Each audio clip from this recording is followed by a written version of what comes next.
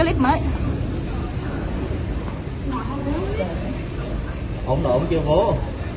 Trong xin ạ. Lấy camera check thì cùng chiều đó. Camera thì chiều thiệt chứ. Chứ mà camera cái gầy thịt luôn đây. Chị ơi. Ôi ta chi nữa đang trụng cái cây luôn nữa. Nhưng mà không rơi mất thiệt. Ôi trời ơi. Trời ơi. Ôi trời. Đại sẽ họ đi luôn chứ họ không chạy nữa. Không mình cái hồ lưu nữa, hồ lưu ai đi.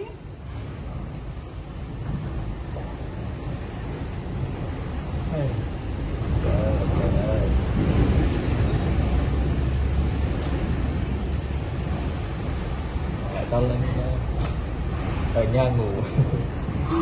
Sợ quá. Mai sửa xe này.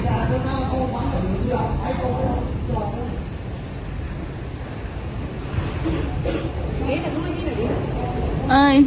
Mấy rồi. Hẹn việc đó nha. Tầm của người.